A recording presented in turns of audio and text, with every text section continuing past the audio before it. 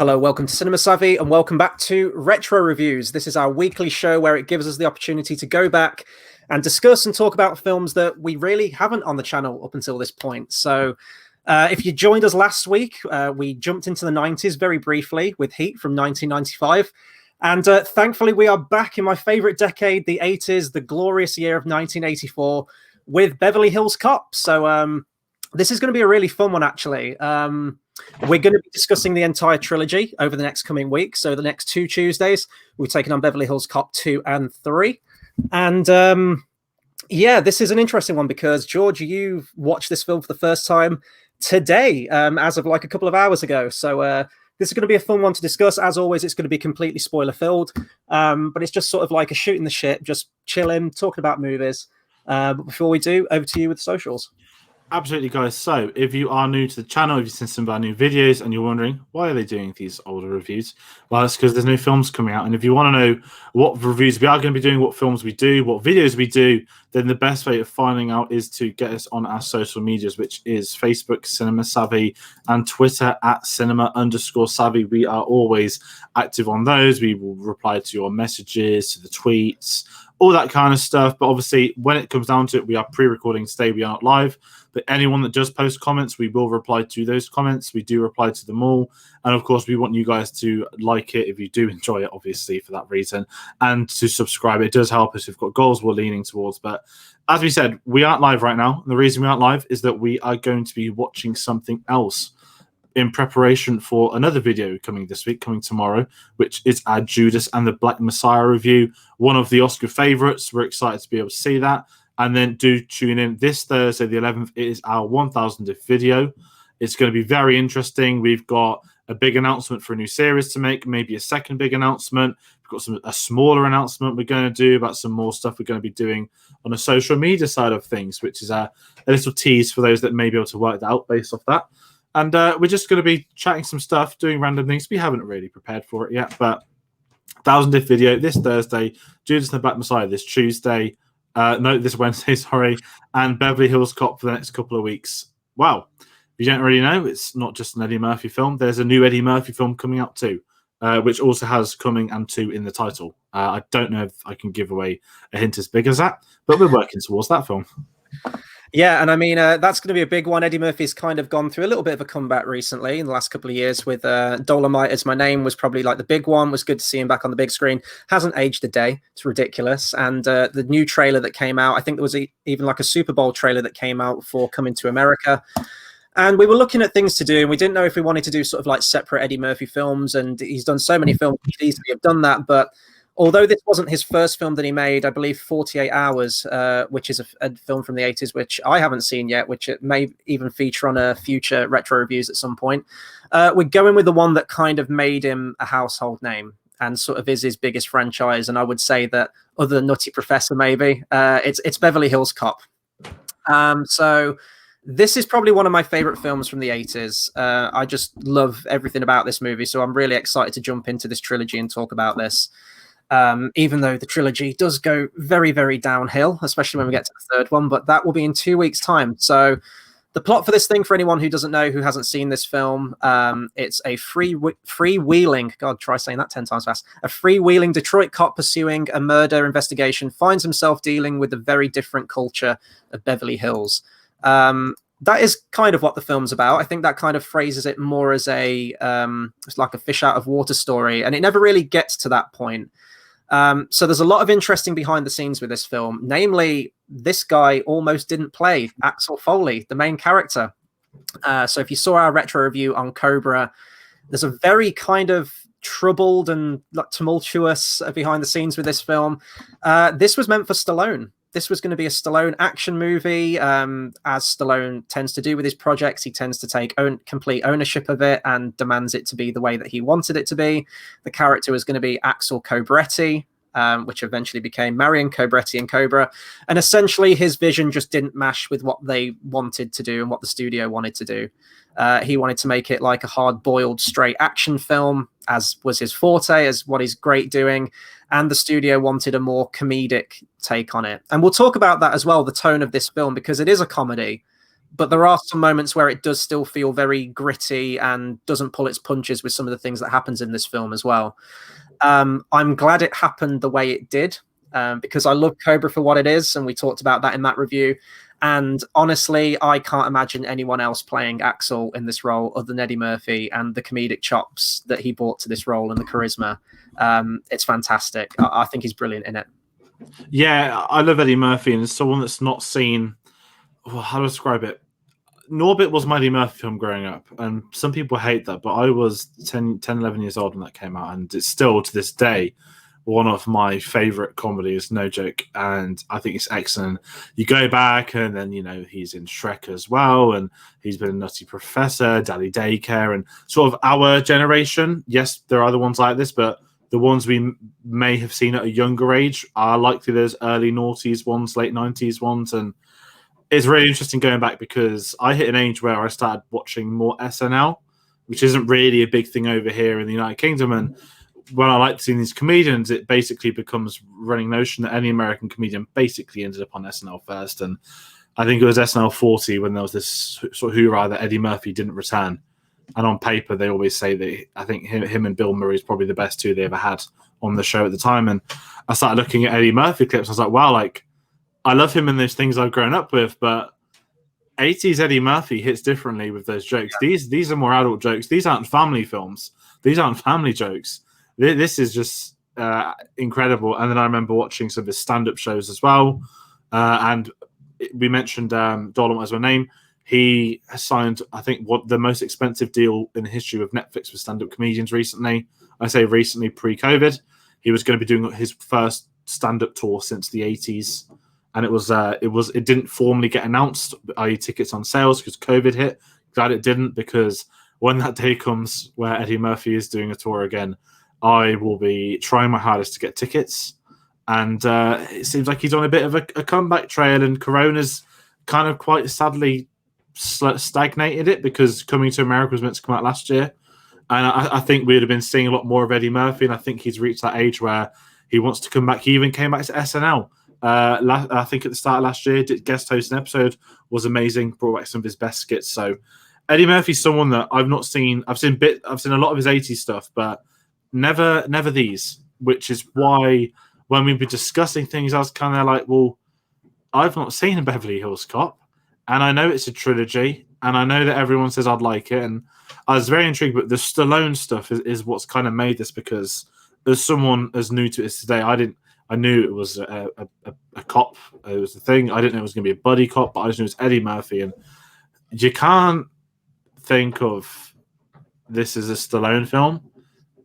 And there are moments where you can imagine some scenes are a bit darker, or they're written a bit differently to have some maybe more action orientated or some strongman. But the dialects, everything like that, and you'll know a lot more about the behind the scenes than me.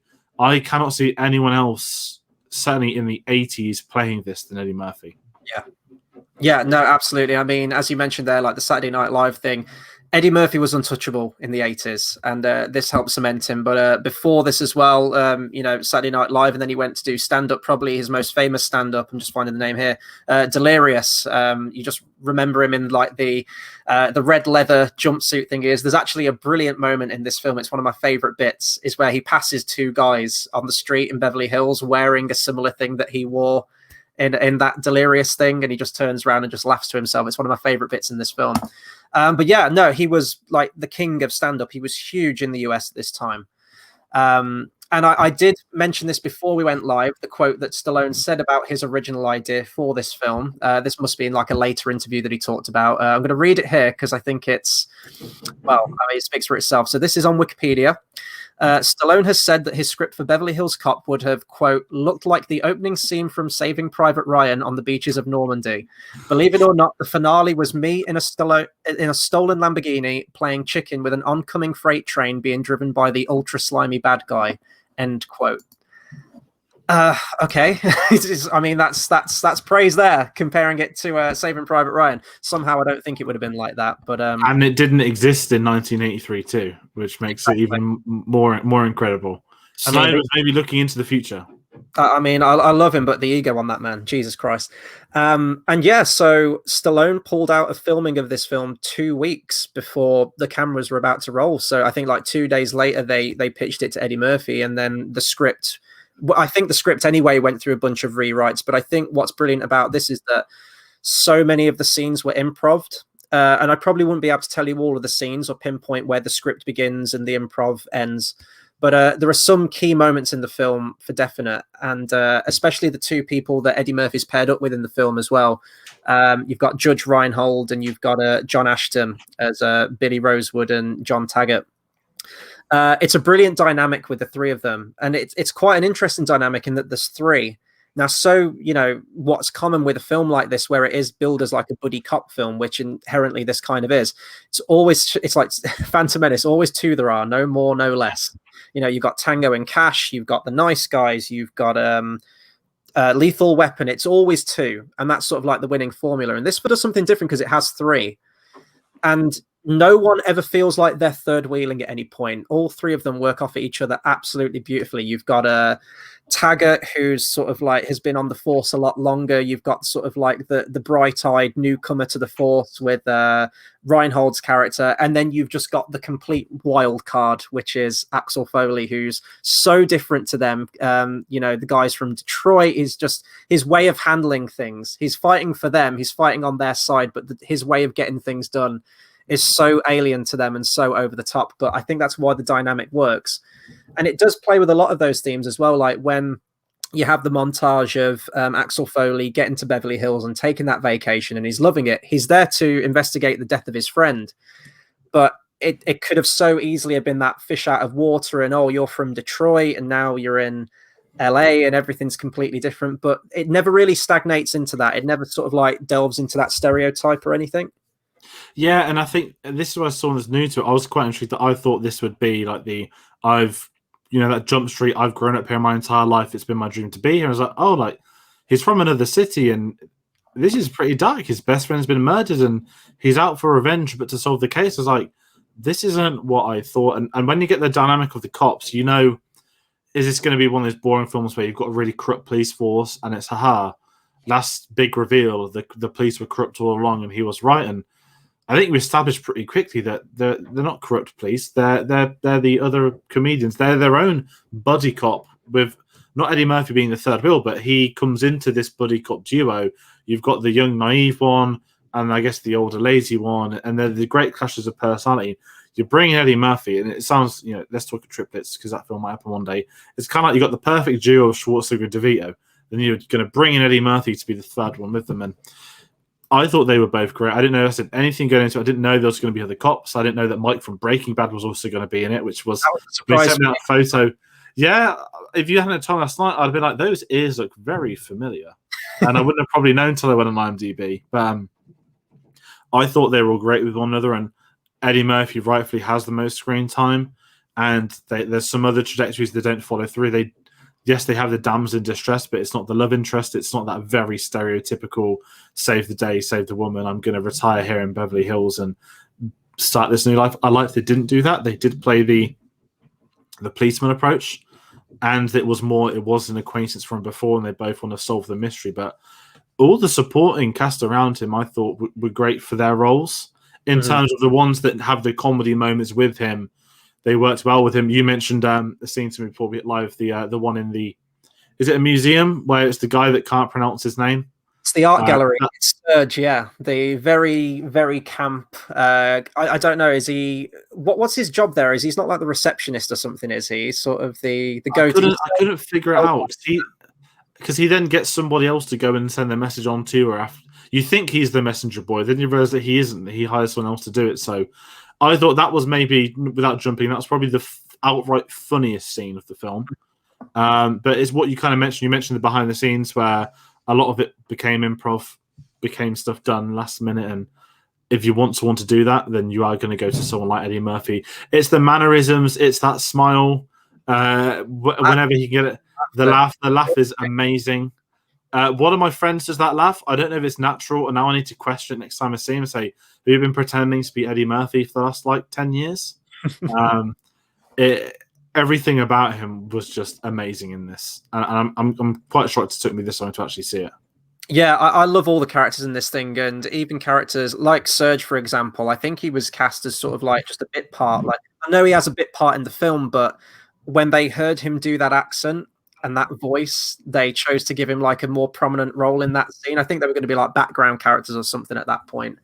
That actor as well, I forget his name. Let me just bring it up here. Serge Bronson Pinchot, I think his name is. He's also in not True Lies, True Romance. True Romance. He's brilliant in that as well. Really, really funny guy. Yeah, and that back and forth, that was completely improv between the two of them, where he's putting on the voice. And the thing is with Serge, like, he does come back in the third film. I don't think he's in the second one. He comes back in the third film, but they really dial that up. And it was kind of, I won't say it was subtle in this film, but it was way more subtle than what they do with him in the third one. They really kind of dial him up, and he kind of outstays his welcome a little bit in that third film. We'll get to that in a couple of weeks' time, but I just love all the characters. As I mentioned, like Reinhold and Ashton, I think they're absolutely brilliant. The scene where this was improv as well, the bit where Eddie Murphy talks about these are super cops, and he comes up with this whole like elaborate explanation. Yeah. You had Ashton, apparently he stood there in the frame sort of like looking down, and he was like pinching his face to stop himself from laughing. And the same with Reinhold, he has his hands in his pockets and he's looking away, and apparently he's pinching his thigh really hard so that he doesn't burst out laughing, because that wasn't scripted. That was just Eddie Murphy going on one. And I don't know how many of those moments were improv. Like, there's moments where Axel goes to this is one of my favorite scenes in the film as well, where he goes to the hotel, the Beverly Hills Hotel, and he says that he's doing an interview with Michael Jackson and they won't give him a room. He's just trying to blag his way in to get like a room at the hotel. And just what he comes out with there feels very improv and just, really, really sharp. So he's a fascinating character, Axel Foley. And I mean, it all comes through from Eddie Murphy. You see him and you go, well, that's basically just Eddie Murphy, but it's that charisma. It's how quick talking he is. And I love characters like this. The only other character I can kind of think of to some degree is like Jack Sparrow, maybe in Curse of the Black Pearl, where he can just talk his way into a situation. He's got the charisma, he's got the gift of the gab, and he'll get the job done. He just sort of like wings it. He has no plan. And I always find characters like that really fascinating. The bit where he goes into the factory and pretends he's some kind of inspector coming in, and like the health and safety inspector or something. There's so many great bits, and I know I'm jumping the gun with best scenes and everything, but he's just tremendous in this film. He really is. He's easily one of my favorite like 80s film characters. Yeah, and I think that was interesting to mention that scene, because when you go back to those SNL roots, it's every week, it's different sketches, and it's playing different characters, it's improv, they're helping write it and all that kind of stuff. And some of the scenarios are very much short sketches within the film. As you mentioned, you've got him being the inspector. That's an SNL thing, right? Go in, make up, oh, here's a scene where we're pretending to be inspectors to do this and to do that. And each of those moments feels like, as you said, all going back to the Stallone stuff of leaving I mean, look at this nowadays. The last time I could think of a drama, someone leaving a production so close to filming, is Edgar Wright in Ant-Man. There's probably been loads since, but that was the director leaving. I want to say like 3 weeks before filming took place. He'd cast the entire cast on that film, and then we brought in Peyton Reed, who I think did a great job with the first one, given the fact he had a full, didn't even delay anything. It was you're coming in, this is the script, we've tinkered it to our liking, which is why he left, and go and do it. And I think with this, probably some of the more Stallone-esque scenes or lines of dialogue, because Stallone couldn't say at all anything that Eddie Murphy says in this, but you can imagine them coming in and saying, this might be something we would do on the spot, or we might rewrite a day or two in advance. And I imagine Eddie Murphy taking that and just going and says, listen, I'm just going to put my spin on it. As long as you guys know the gist of what's about to happen, you're going to be fine with it. And I think that's why it works, is that it doesn't feel like forced comedy. It feels like itself, like something different, because I guess those issues would have led to that. Because the problem with scripted comedies, when it's bad, it's really bad. And some of the writing in this film, not dialogue, the actual film, the plot points, the girl being kidnapped, the shootout of the house, it felt very, what's the word? Not like B movie, but in Dolomite Is My Name, it was a real, Dolomite was like a real fictional film, fictional character. And when you had those over the top ridiculous action set pieces, like when these guys climb up the side of the building roll over, and then you get an entire machine gun fire. And it's not it should have hit them. None of that. It's that the style of it, the mechanics of it, the sound effects, that how the actors were acting in it. It felt very wooden. I don't know that was intentional comedy, but I couldn't even imagine Stallone doing that because it just wouldn't have worked for that sort of 80s Stallone action film. It feels like a comedy within itself, but they kept those action moments. And then 1 minute suddenly it's a really serious drama moment at the end. It's like, I was like, is he going to die? Like there's blood on the wall. Like suddenly this got really dark really quickly. And I think you get those clashes, but Eddie Murphy's always shining through in it. Yeah, and I don't think tonally it's a mismatch or anything. When you talk about like the sort of like the campy nature of how it's filmed, you're specifically referring to like the ending shootout at the final shootout feels very not forced. He doesn't have as much comedy to do. Yeah, it feels like this was a solid ending. We don't know. I don't know the story. That might have been the first few days of filming, hypothetically, or we've booked this mansion for this filming. We have to do the action set piece, and you can imagine the action set piece being something that was in the Stallone version that couldn't have been cut. But then when it came out to filming, it felt very not shit. It's completely the wrong word, but that comedy action style. You've got your big sort of like bad guy who's holed up in a mansion, and you could imagine that being like Commando, where you have that big shootout courtyard kind of thing. Yeah, no, I can see that. And I guess it is kind of you've got all three of them jumping over a wall at the same time to dodge. It's funny though, and that's the thing. It's funny, like the shooting's so bad. It's time to comedy and it's the shots are really slow and lingering of them, and I think it worked like that. But that's the sort of the hint of the Stallone story I could have imagined more than anything. Going undercover and finding the cocaine hidden in the coffee. That's definitely more of that 80s action thing. Whereas Eddie Murphy can play that stuff for laughs, which he does do, and he's great when he does it. Yeah, and I'm trying to remember some of those. I read about it earlier. The what were the original intentions with some of the characters from this? I know that Axel's best friend who gets gunned down at the beginning of the film, that was going to be sort of Axel's brother in the original version with Sylvester Stallone. I guess it was going to be like a revenge thing, like they killed his brother, prepared to die kind of thing. The woman was obviously going to be the love interest in there, like specifically a love interest, but I like that they don't make her that in this film.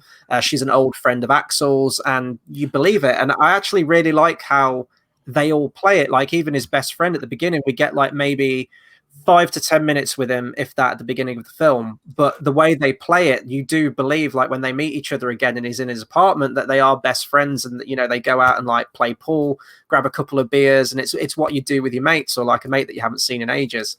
So I like that they didn't specifically go into that, and I think that Judge Reinhold's character of Billy was going to be like the plucky young cop, and he was going to die like halfway through the movie or something in one of the action scenes. So they were some of like the original ideas I've read that I'm going to throw out there, but I'm glad it wasn't that, because having seen this now, I can't imagine it being anything other than what it is, if you know what I mean. Like with Cobra, when we talked about that was originally meant to be much darker and a lot was cut.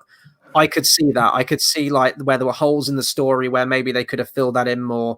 It felt a bit choppy in the way it was edited, but this film, with the tone that it is, I can't imagine it being anything different. And I think it is testament to the writing as well. I didn't know this actually, but this was nominated the following year for Best Original Screenplay. It didn't win, obviously, but it was nominated, which is pretty cool.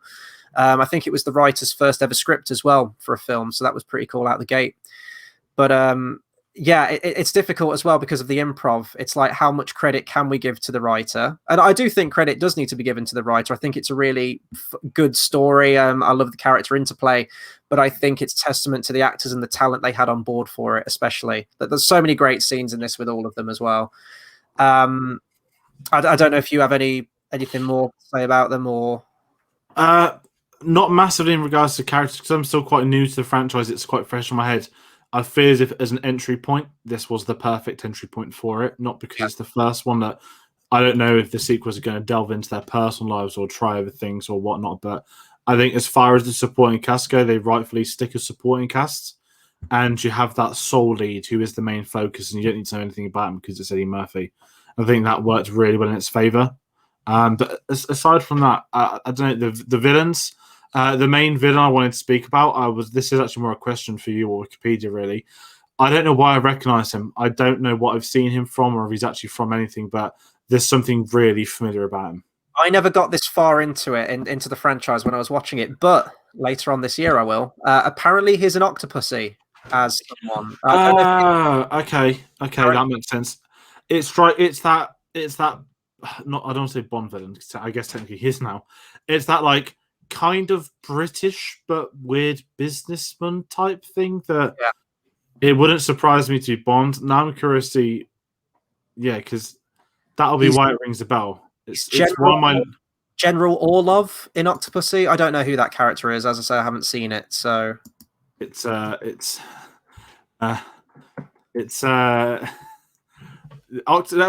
we'll get to Octopussy later in the year, guys. It's not one of the best ones. It's right near the bottom. No, that makes a lot of sense. He is basically one of the like Russian villains. So that's why he looked familiar. He has that sort of Eastern European face. Like, I've seen you be a bad guy in something before. Mm-hmm. Yeah, he's good as a villain in this, though. He is really slimy and he plays it well. And I always say this, but it's those 80s films where they might only be in a couple of films, but when they're in that film, they stay with you and they suit that role really well. He was apparently in Clockwork Orange as well. I can't place who he was in that either.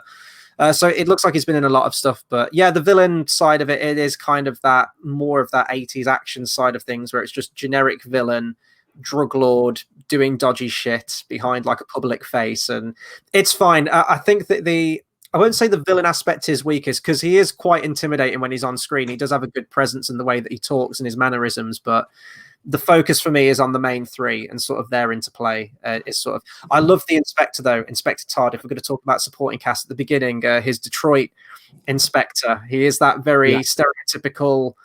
Well, I guess they do that in 21 Jump Street as well, which was riffing on characters like this, wasn't it?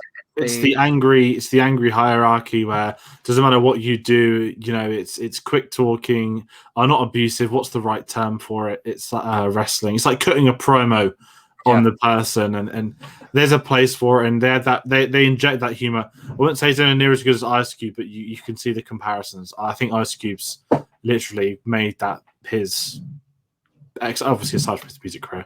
Nothing comes close to Ice Cube in terms of what he's done in those other films.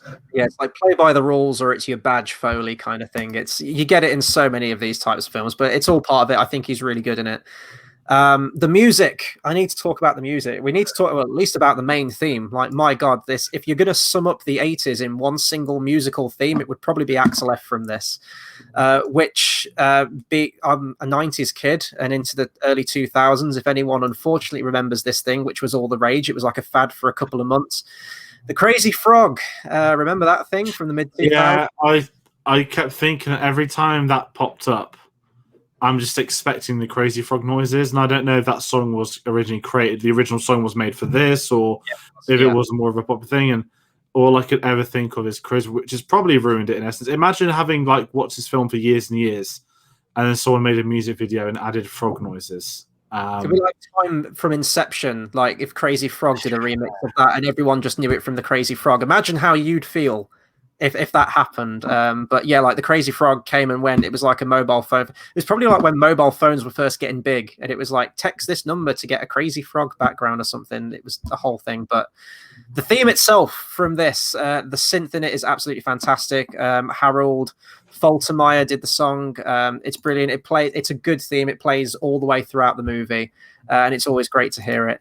The rest of the soundtrack as well, there's so many good songs on there. Neutron Dance, which plays at the beginning during the truck chase, which actually was filmed really well. Like, they trash so many cars and it's just absolute carnage and destruction down the streets. That felt, again, that 80s action, like a car has literally exploded. Yeah. These cars are being shredded. I was like, that isn't a comedy cop film. That would have been stuff, again, 2 weeks before filming that he had to go. They're probably stunts that have already had the money put in place and have already been done. But that was so strange for an opening scene. Like, you got all the comedy on it, and it's like deep action scenes. Like, oh, okay, that's a bit different. And then it's like downplayed, done as a laugh, and they move on. Yeah, I've watched this film a bunch of times, and obviously I know that that's how the film starts. But when I was really watching it last night, I was like, this is some really impressive stuff. Like, the amount of cars they are just slamming into and driving a truck down a road like that. I was really impressed by it actually as an opening scene. What other music? The Heat Is On, the opening song that plays when you get like some really nice establishing shots of Detroit and the kind of state of the city itself. And one of my favorite bits, and I always say this in terms of editing, this is probably my favorite smash cut in film history. It's from this film, and it always gets a laugh out of me, and it's all based on the edit. It's where Eddie Murphy, Axel jumps in the car and surprises them in the front, and he says, like, why don't we just like go and get a couple of beers? He says, I know this place, it's real classy, real conservative, you guys will love it, trust me. Pause. Strip club. I just, that's my favorite edit. It's so funny, it always gets a laugh out of me. I love that scene as well, and how he's just having fun with it, but he is also there undercover, and he knows that something's going down, and he stops this this whole bust up. That's probably my favorite single scene. There's so many good scenes and moments, but that whole bit there where you've got the interplay with all of them, how it's just everything. You've got Rosewood, who's, you know, the plucky one who's obsessed with the dancers and the strippers there, and he's like a kid in a candy shop there. You've got Taggart, who's no nonsense, 2 club sodas, no alcohol, no drinking on the job. And then you've got Axel, who's, you know, he's doing that. He does like this dance thing and just taking with his chest. It's one of my, it's just brilliant. But he is the wild card, but ultimately he still gets the job done. So I love that scene and that cut between the two. I don't know if you've got any other favorite scenes or other things you want to talk about. Oh, it's hard because it's kind of not any scene of Eddie Murphy's great, but any scene where Eddie Murphy's getting more than sort of 3 or 4 lines of dialogue tends to be great. The strip club was great. Didn't see it coming. And then the whole mini heist thing, and again, it's what follows it is when they're reporting it to the people, and he gives the story, and the guy's like, "No, it's this happened. We just went with him." And I don't know this. I think there's a lot of good scenes. I know that sounds a bit of a downer.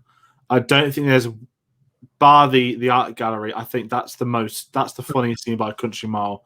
I think around that you've got a lot of good scenes, and I think that's really a compliment that it's not one of them comedies where there's 3 funny scenes and that's it. There's a lot of really good ones that we spoke about.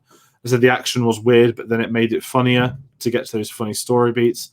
I loved what scene were they talking? When he's first getting arrested by the cops, when he gets thrown through the window. Bring that up. Yeah, that's really funny. And it's like, is this a normal for you, me getting thrown through a window? They're like, no, like you jumped through the window. And I love those little things like that. And obviously, you know, it's the early 80s, and I didn't know they were going to like a race stroke or something like that with him, but they didn't, to be fair. I just thought that was another standout scene actually we hadn't really spoken about, but I think a lot of the good ones we really spoke about, but it was just consistently funny, and that's what you want from a comedy.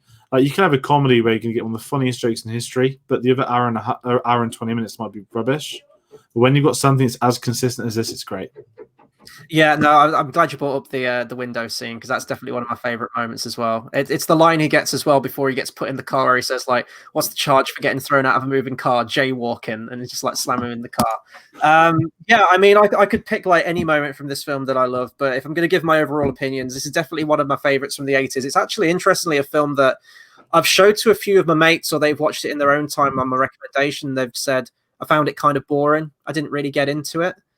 I don't know if I'll say that I can see that. I think maybe it's a way that it's advertised. Maybe it's not the kind of film that they expected it to be, because you even mentioned that as well before we went live, that it wasn't what you expected it to be. I don't know if that's a positive or a negative. Maybe it's people that have known Eddie Murphy from films like Nutty Professor or Norbit or films like that, and how he was in the 90s, and then to go back to, I won't say a more restrained Eddie Murphy, but there's a sort of serious tone to some of this movie, but you do have it peppered in with some of his like lightning quick improv as well. Yeah, I know, that's a really good point actually, because I enjoyed it, but when I was expecting Beverly Hills Cop to be like Jump Street, but Eddie Murphy's playing both of them, or something like that, and I didn't realize that there would be that serious side to it. But that again comes from once you figure out the behind the scenes of the Sloan stuff. It all sort of clicks in place as to why it ended up being like it did. I think this would be not a tough struggle. I can see where people would struggle with it. I think it's got, I'm not going to say it's overrated, But I think its reputation. I think, as you said, when you've got those 90s Eddie Murphy films, you've got the 80s SNL and stand-ups. This plays differently to all of those. This feels more like a film with Eddie Murphy in it, rather than it's an Eddie Murphy. I mean, it is an Eddie Murphy film, but everything around Eddie Murphy isn't necessarily something you'd expect from an Eddie Murphy film. You know, no ridiculous costumes, playing three different people, dressing up as them. You've got some of that comedy, but it's not him getting too offensive either, like he's been able to in SNL. And I'm not saying he's pushing the boundaries of comedy either, but you know, considering the fact like he was 23 when this came out or something like that, like people forget how young he was. 19 when he was on SNL. And you know, most comedians these days tend to break through in their 30s, which is everything you need to know about what this guy was doing back then. So I think it's something that I do like the film, but it wouldn't be one I'd rush to recommend to people unless I knew that they'd seen a lot of his other stuff and could handle it, because I think everyone knows Eddie Murphy by reputation, but if they haven't seen his films, this isn't probably one of the first ones you'd want to show them, just because it's not what you expect outright from an Eddie Murphy film. But then again, when we're into these 80s, we speak about the 80s action stars, you know, we've done these action films. It's getting the action with that sort of injection of comedy. And I think that's where it works. That's where I stand with it. Is I do enjoy it. I had fun with it. But at the same time, I think because I had a slightly different expectation, didn't take away from the reality at all. It was great, but not what I thought with the Beverly Hills Cop stuff. I think that's what keeps bringing me back to it as well. You mentioned how it is almost like two genres mashed together, but like seamlessly and perfectly. It becomes its own thing with the humor, but also having that sort of like hard-hitting 80s action film and all the tropes that you expect from that. It's quite a unique blend. It's got some great acting in there, great banter between the three. I couldn't imagine anyone being cast in these roles together. They all play off each other fantastically well. It's testament to the writing and their talent and the charisma of everyone involved with it. The music's brilliant. Scenes like the montages of him driving around Beverly Hills is, I won't say nostalgic to me because I wasn't around in the 80s, but I always get that with 80s films. I don't know why. It's like looking through a lens into like a different world, and the music and the whole feel of it and everything. And you get that with this film too. It won a lot of people over as well. A really small budget, 13 mil. It made 316 mil. This was back then. So yeah, definitely a successful film. And as it was a successful film, we got 2 sequels out of it. So we will be talking about that next week. Tuesday next week, we'll be moving on to Beverly Hills Cop 2, which came out 3 years after this one. That one's interesting. I seem to remember liking Beverly Hills Cop 2. It's probably, 3 I've watched the least amount of times. I think I've watched that once for good reason. 2 I've seen a couple of times, but for some reason I can never remember much about it. So it will almost like be rediscovering it myself next time when we watch that. Was this film. I'm assuming you haven't seen. Well, why would you start at 2 and 3 when you haven't seen the first one? That's a stupid question, but that's why we like doing these as well, because it is kind of breaking us out of our comfort zone a little bit and getting us to watch some films that maybe we haven't or we haven't seen in a while, and we just wanted to talk about it on the channel. So that'll do it for our review on Beverly Hills Cop. Let us know some of your favorite moments from the film, or what you think of the film. This is really weird not doing this live because I'm so used to reading your comments and discussion as we go through on this video. But we will be back live next week for Beverly Hills Cop 2. We can say that. So please do like, comment, share, and subscribe, and let us know some of your favorite moments from this film, or any memories that you have from this film if you saw it when it first came out. We have a lot of content coming out, as George mentioned at the beginning. So when's this coming out? Tomorrow, Wednesday, the 10th, we will have our review for Judas and the Black Messiah. That's definitely going to be a big one at Oscar season this year, we predict. And on Thursday, the 11th, we'll have our 1,000th video on the channel. We're in 4 digits now in terms of video totals, which is mad. It's just going to be a general discussion, but we are going to announce a lot of interesting things that are going to be happening with the channel and some future series that you can expect as well. So be sure to tune in for that and check that out. And this Friday, well, every Friday at the moment, we have our weekly review series on WandaVision, of course, the Disney Plus Marvel series. We've had a lot of fun talking about that, and the mysteries just keep piling up week to week. We're pushing towards that finale. There's 4 weeks left, though, so there's still another month of content for WandaVision. So please feel free to jump on those. That's Friday at 8 p.m. I think that's everything. It's just the socials. One last blast of the socials. So we have, if you want to follow us, Facebook at Cinema Savvy, Twitter at cinema_savvy. And if you'd like to pick up any merch, we have a TeePublic link in the description down below. This has been a blast. Hopefully you guys have tuned in. I don't know how many people have tuned in because we're pre-recording this thing, but this has been a good fun talking about this film, and we'll see you guys on the next video. Take care, everyone.